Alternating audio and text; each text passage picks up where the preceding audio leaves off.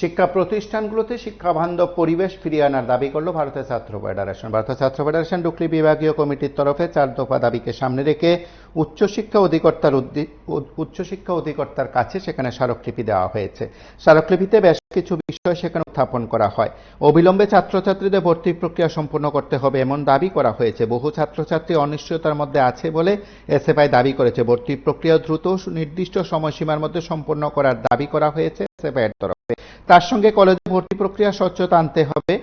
কোনো প্রকার স্বজনপ্রীতি বা ঘুষ দুর্নীতি চলবে না বলে তারা দাবি করে। কলেজের অভ্যন্তরীণ পরিস্থিতি পঠন পাঠনের উপযোগী করার দাবি করা হয়েছে। ছাত্রছাত্রীদের নিরাপত্তা নিশ্চিত করারও দাবি করা হয়েছে। কলেজে বহিরাগতদের অনুপ্রবেশ অবিলম্বে বন্ধ করতেও দাবি করা হয় এসএফআই ডুকলি বিভাগীয় কমিটির তরফে। মূলত রামঠাকুর কলেজ সহ বিভিন্ন কলেজে ঘটে যাওয়া ঘটনার প্রেক্ষাপটে উচ্চশিক্ষা অধিকর্তার কাছে এসএফআই ডুকলি বিভাগীয় কমিটি প্রদান করেছে। কি প্রতিক্রিয়া শুনবো। শিক্ষা ব্যবস্থা দিন দিন ভাবে অবনতির দিকে এগোচ্ছে। গত 2018 সালের পূর্বে যদি আমরা লক্ষ্য করতে পারি, প্রতি বছরের মতো এখনকার নেয় পরীক্ষা সংক্রান্ত ভর্তির ব্যাপারে ছাত্রছাত্রীদের নাজেহাল পরিস্থিতির সম্মুখীন হতে হয়।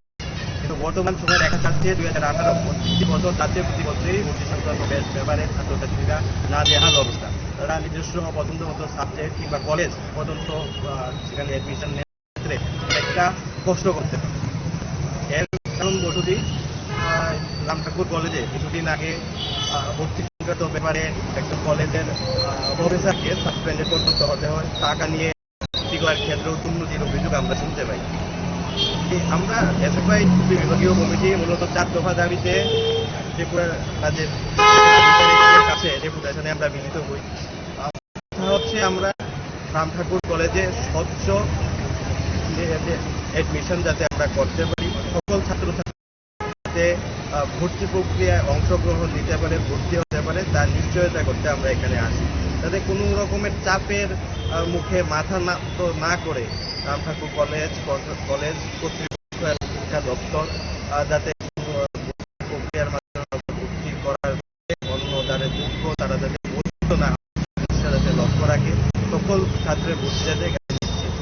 একটা বিষয় হচ্ছে কলেজের মধ্যে আমরা শিক্ষার পরিবেশ আমরা ফিরে পেতে চাই।